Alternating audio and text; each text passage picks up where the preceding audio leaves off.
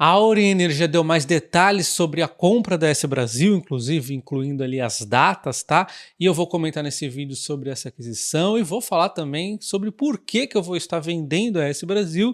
E não tem nada a ver com o case, eu gosto bastante, inclusive, da Auren, eu gosto mais dos controladores da Auren do que o da S Brasil, mas é uma questão matemática. Inclusive, eu vou falar nesse vídeo também a questão sobre o imposto de renda, que pode ser um ponto importante na decisão de alguns aqui sobre como estar vendendo a S Brasil, caso você decida vender, né?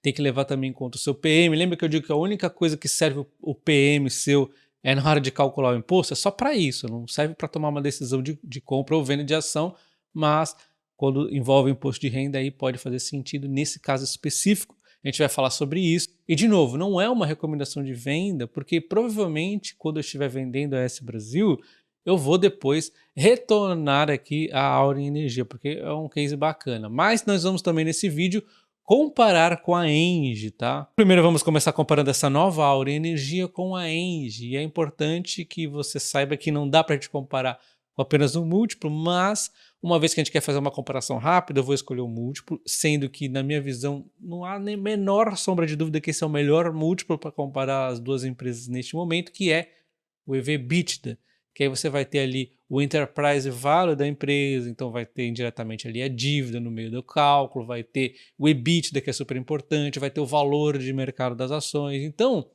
ele é um múltiplo, com certeza, o mais completo para a gente comparar nesse momento, mas ele não é perfeito, ele não responde tudo, tá? Então, o EV/EBITDA aqui da própria Auren, com os múltiplos que a Auren Energia nos mostrou aqui, que é o Enterprise Value, né? Atual de ontem, então está mudando o tempo todo ali o valor das ações, então isso aqui muda, né? Não tem jeito, tem que pegar uma foto aqui e ver.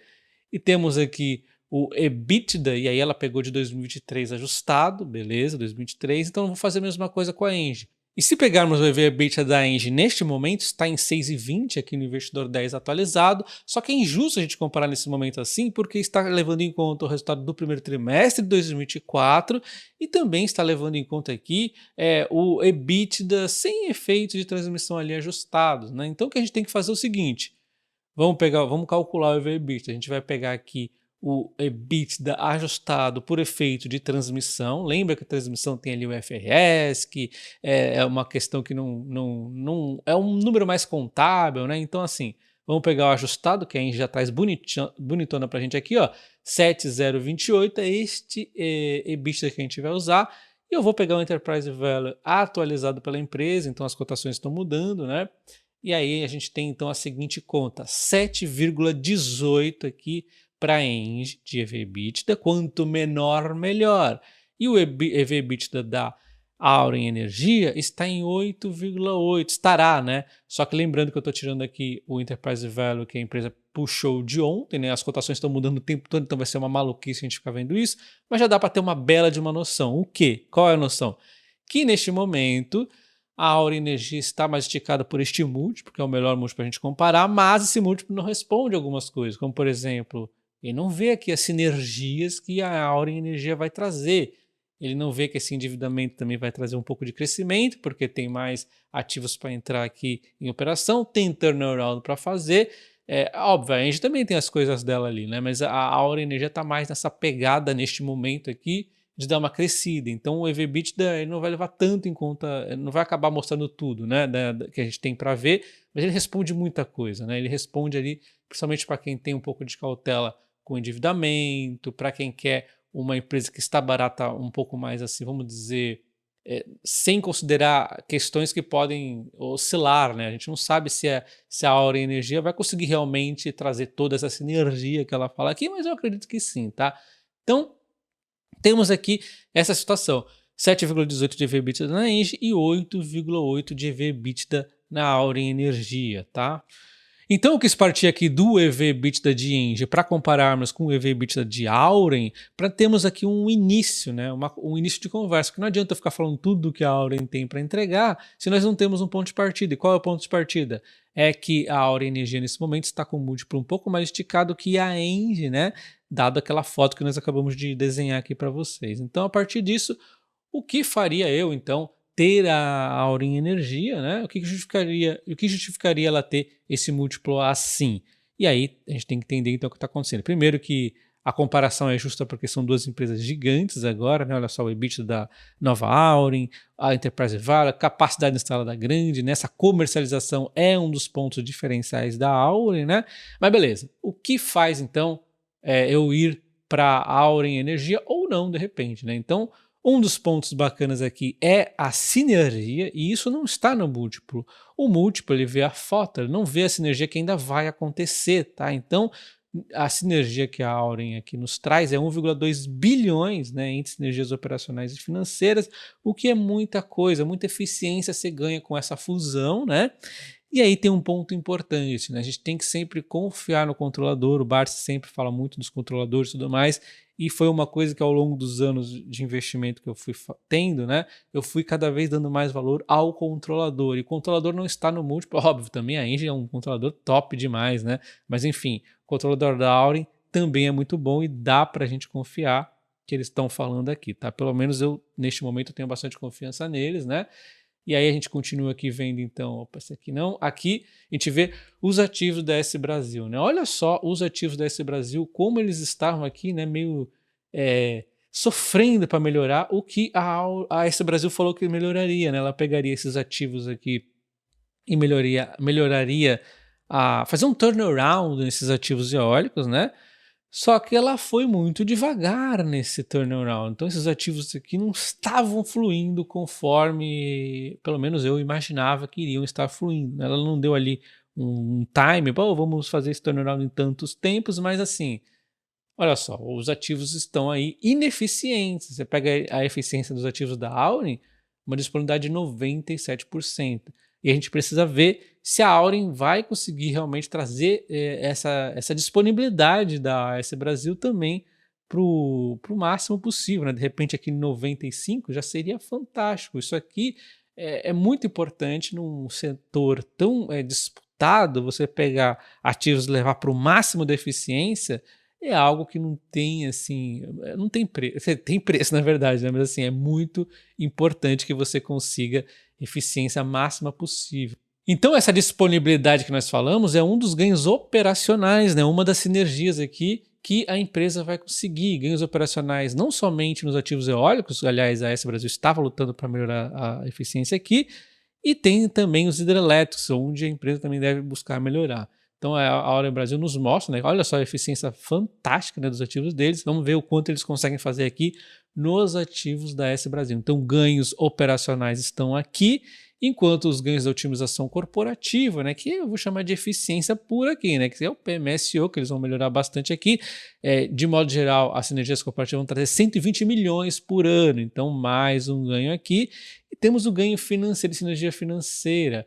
Ela explica que a aceleração da combinação desses negócios vai acelerar a utilização de créditos fiscais de até 800 milhões, reduzindo a carga tributária. E tem a questão de qualquer empresa que ficar maior, como está ficando aqui a Auren, ela já consegue também captação unificada de recursos bem melhor, né? Então vai ter aqui uma eficiência na captação de recursos. Ela lembra aqui que o endividamento da AS Brasil era de 11,7 bilhões, inclusive até o custo do endividamento da AS Brasil estava maior, né?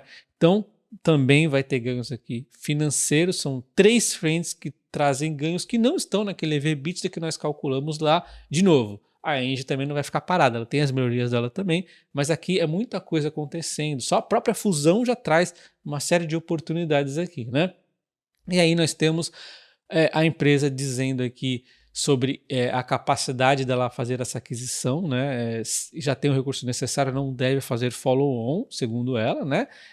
Inclusive já está fazendo aqui as contas como se realmente tivesse que comprar tudo. Eu não pus na ponta do lápis, mas aparentemente sim, tá? Então a gente vê que o endividamento dela, a gente até tinha feito uma conta de padaria sem considerar o desembolso que a Auren teria de fazer.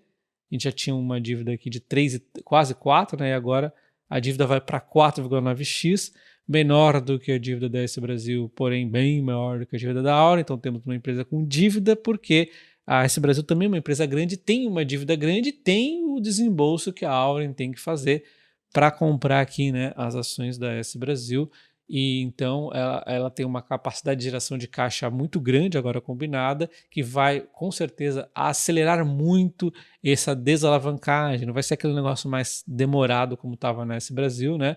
Então, segundo a empresa aqui, sem a necessidade de follow-on, porém, né, vamos lembrar uma coisa, é bem provável que os dividendos sejam impactados, então a Auren Energia deve pagar baixos dividendos até que fique isso aqui controlado, né? Mas enfim, ela gera muito caixa, o EBITDA da empresa também é bastante bacana, né? Tem a capacidade aqui de desalavancar rapidamente, é um setor bastante perene, mesmo com todas essas oscilações aí.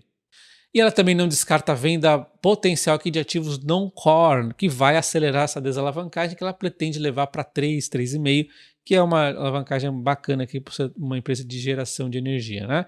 Então, temos aqui um problema na S Brasil, que é a questão dos ativos hidrelétricos dela, que a concessão vence ali em 2031, 2032, então ela vai ter que correr a Aura Energia primeiro para se desalavancar, e esses ativos hidrelétricos vão ajudar bastante nisso, e depois ela vai ter que tomar uma decisão como fazer aqui com esses ativos hidrelétricos, né? De repente ela até resolve vender antecipadamente, a Engie pode de repente estar interessada, né? Enfim. O fato é que a renovação de concessão geralmente traz algum custo, né? A gente viu o que aconteceu com a Copel ali, né? Ela embarcou junto no follow-on, aí conseguiu comprar, mas ela teve que pagar uma indenização bastante grande, isso porque tinha uma questão ainda bacana dela de poder renovar por estar sendo privatizada, né? Então a Aura Energia, ela mira ali um portfólio perfeito, ela estava bem próximo disso, né? Um equilíbrio entre solar, eólica e hídrica, onde a hídrica deveria ter aqui cerca de 50%, estava bem próximo disso.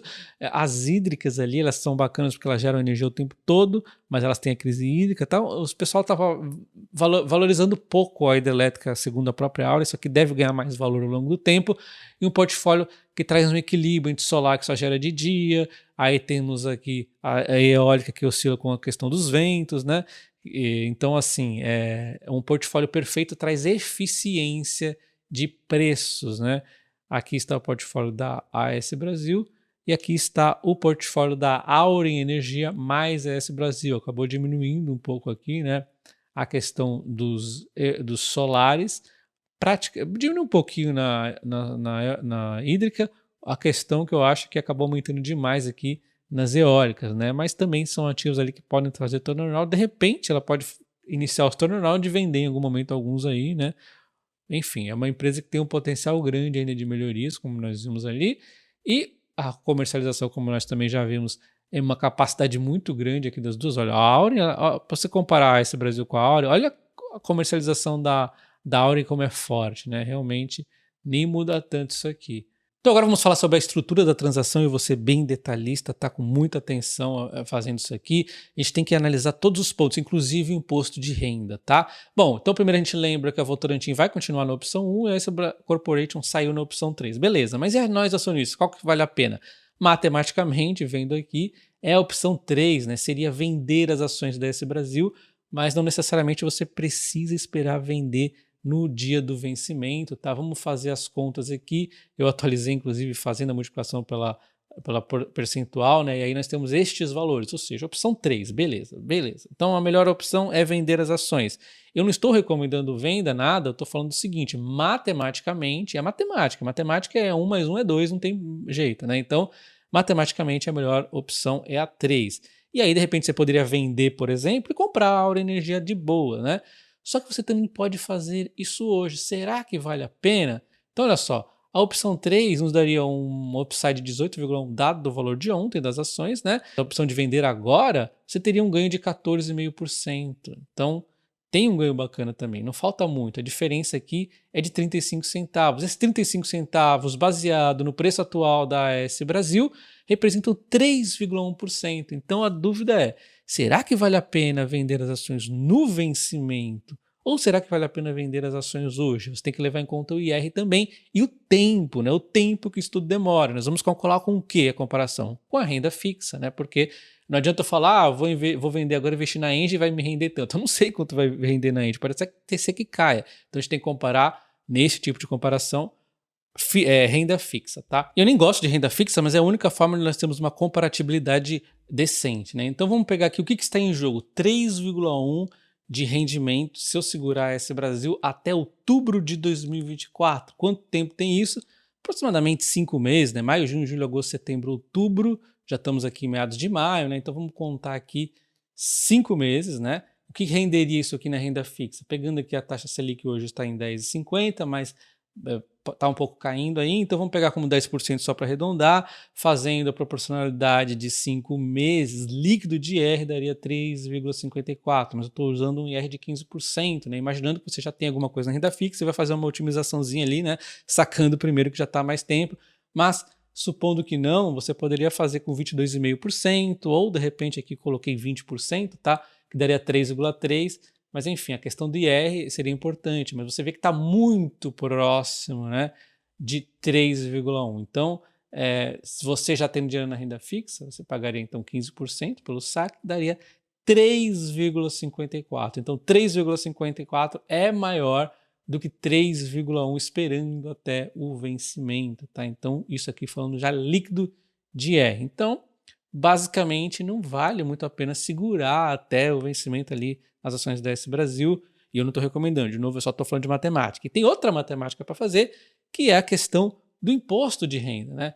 Uma vez que você tenha mais de 20 mil reais investindo na S Brasil, é necessário que você pense um pouco em imposto de renda. Então, se você for vender lá no vencimento acima de 20 mil reais, você vai pagar imposto de renda. Então, vale a pena, muito provavelmente, você vender um pouco antes, né, em termos de imposto, para você escapar do imposto, né? Até porque o preço não está tão distante como nós vimos, essa aqui é a distância. Então, mesmo que você queira a opção 3, tem mais de 20 mil, matematicamente faz todo sentido vender o suficiente para você fugir o máximo possível de IR, né?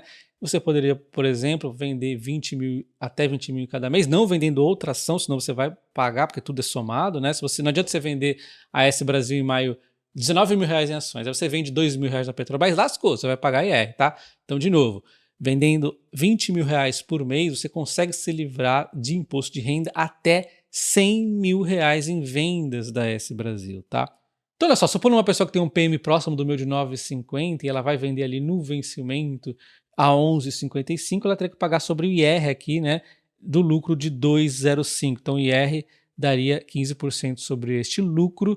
E aí é simples, né? Se você tem 10 mil ações da S Brasil neste PM, você comprou 95 mil, estaria vendendo agora, aliás, no vencimento ali a 115,50, e aí então você teria que pagar o IR de quanto sobre tudo isso? Sobre 15% do lucro, que dá 3.075. E existe a possibilidade de vender hoje, por exemplo, a S Brasil ali a 11,15, você venderia tudo a 111.500, ou seja, um pouco menos aqui do que você venderia no vencimento, e aí tem toda aquela questão matemática de quanto subiria, né, e tudo mais ali que eu comentei, e você pagaria menos IR também, 2.450, porque você está vendendo com um lucro menor, né?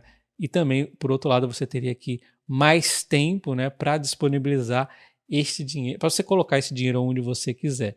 Então, você vê que essa conta aqui comparativa que eu fiz, ela pode ficar ainda mais favorável para quando a gente coloca o IR nas contas. Quando a pessoa vai vender mais de 20 mil, ela vendendo tudo hoje, ela ainda teria um ganho maior, porque o percentual teria imposto de renda sobre a venda nas ações agora, e aqui na renda fixa nós já estamos falando já de líquido, tá?